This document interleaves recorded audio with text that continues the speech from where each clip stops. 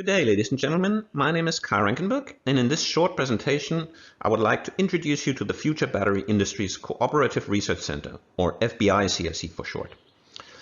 I'm also going to present to you our contribution to this FBI-CRC, which is establishing the framework for a trusted supply chain for Australian battery minerals and products. All right, what is the FBI-CRC all about? The Australian Cooperative Research Centre program is aimed at supporting Australian industry's ability to compete and produce for a global market.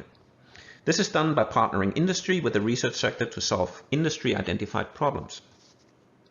The FBI-CRC is hosted by Curtin University in Perth and consists of 3 interconnected research programs that cover the entire circular economy of the battery industry's value chain. A circular economy for batteries should look something like this. It starts with the extraction of raw materials, processing and refining into precursor chemicals, manufacturing of battery components like cathodes, anodes, and electrolytes. These components are then assembled into battery cells and packs and finally deployed at the destination, be it electric vehicles, energy storage, or other applications. At the end of their life cycle, batteries should be repurposed or recycled and feed back into the supply chain. Our project, entitled Trusted Supply Chain for Australian Battery Minerals and Products, is looking into solutions for how materials can effectively be traced and followed within the circular economy, in order to make sure that the promise of environmentally responsible, ethically sourced, and premium quality batteries is not compromised or even lost. First, a quick shout out to our current project participants. We have successfully brought together teams from research, government, mining industry, and chemical industry for our endeavor, and a special mention goes out to AuScope, which through their research infrastructure funding make projects like this possible in the first place.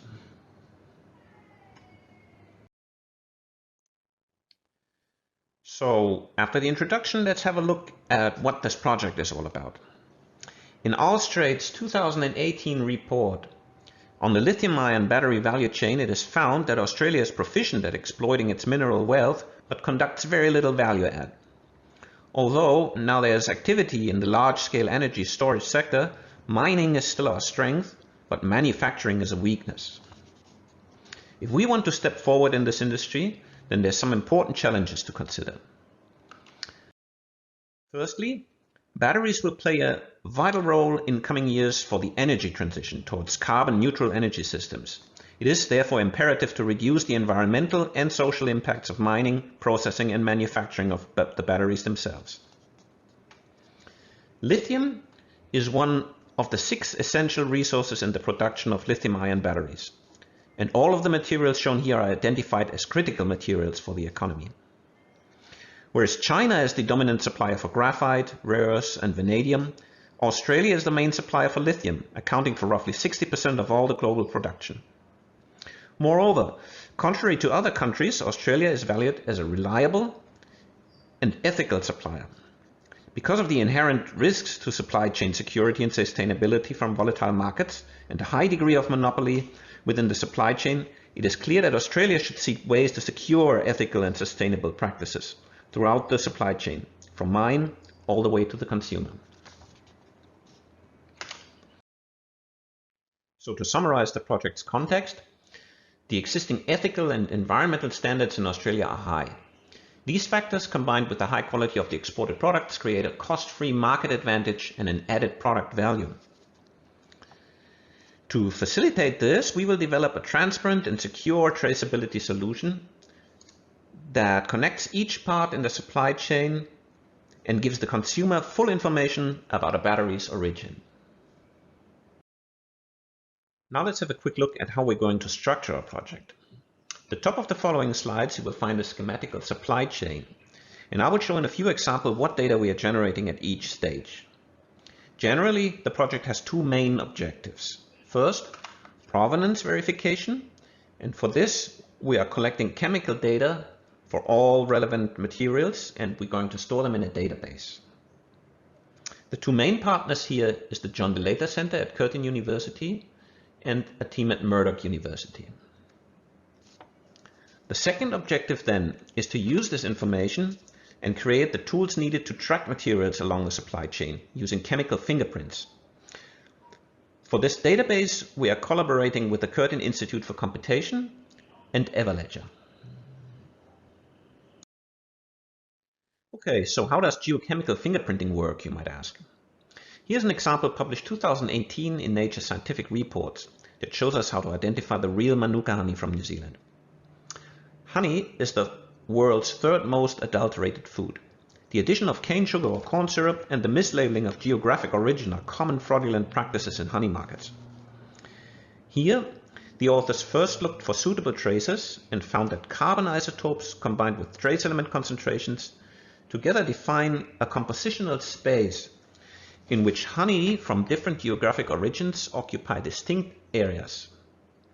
So after we have established that database of sufficient size, we can then compare an unknown type of honey to this database and deduce its origin.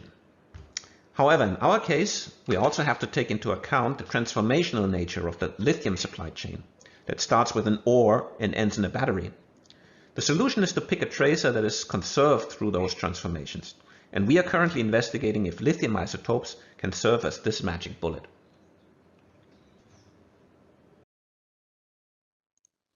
After we have decided on the tracer, we need to establish a database for geographic origin of raw materials and concentrates. The main source for lithium in Australia is the mineral spodumene, with the chemical formula here. We therefore collected spodumene mineral concentrates from all the major locations shown in the map here on the left and analyzed them for their lithium isotope composition.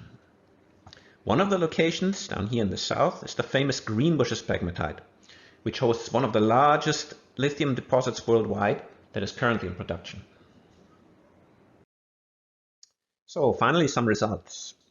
Shown on the graph on the left is the isotopic composition of lithium in spodumene from 6 different mines in WA, including the Greenbushes mine. The data has been collected by analyzing a large number of individual spodumene crystals from each mine, and shown here are their averages and statistical distribution. Now, what can be learned from this diagram is that lithium isotopes are well suited as a first-order discrimination tool, because individual mines occupy distinct places in this diagram. However, we note that sometimes compositions overlap, such as Greenbushes and sample Omega here, for example. And it is clear that lithium isotopes alone are not sufficient to fully characterize a single mine. Instead, similar to our previous example on Manuka honey, we need to find a secondary vector, which could be another isotope system or trace element compositions. In any case, we made a promising start for our database development, and we can now examine how this tracer is preserved through the supply chain. On a side note, these data have been collected at the John D. Later Center using a method called laser ablation ICP-MS, and you see the instruments here, which allows for quick analysis of any solid material. A big thank you goes out to AuScope, who co-founded the instrumentation in our labs at the John D. Later Center and also provide ongoing support for salaries so we can keep people employed. In parallel to our work on lithium isotopes, our partners at Murdoch University are investigating the use of carbon and oxygen isotopes in processed lithium compounds as secondary tracers. This will cover the transition of spodumene to the processed lithium chemical, which is either lithium carbonate or lithium hydroxide. We are also going to disassemble commercial lithium-ion batteries and analyze their components for isotopes and trace element compositions. All the collected data is then analyzed and suitable fingerprints for materials and processes extracted. Ideally, we should have now all the tools needed to identify the provenance of battery materials and also to trace materials within the lithium supply chain. Okay, so to summarize this presentation, the battery industry is facing a challenge in that an environmentally friendly technology like lithium-ion also must account for its overall environmental, social, and governance performance. End users of the supply chain demand sustainability metrics such as water usage, carbon footprint, and anti-slavery validation. The European Union, as a major market for lithium-ion batteries, has proposed legislation with mandatory requirements for the batteries. Our project is adding the necessary security for this information. The benefits are obvious. The government has acknowledged that the battery industry offers significant opportunities for Australia, and security and sustainability are critical to the sector's future success. The mining industry has the opportunity to add value to their products by branding them as environmentally safe. Manufacturers will benefit from better supply chain control and avoid reputational risks. And finally, the consumer will have full information for their purchasing decisions.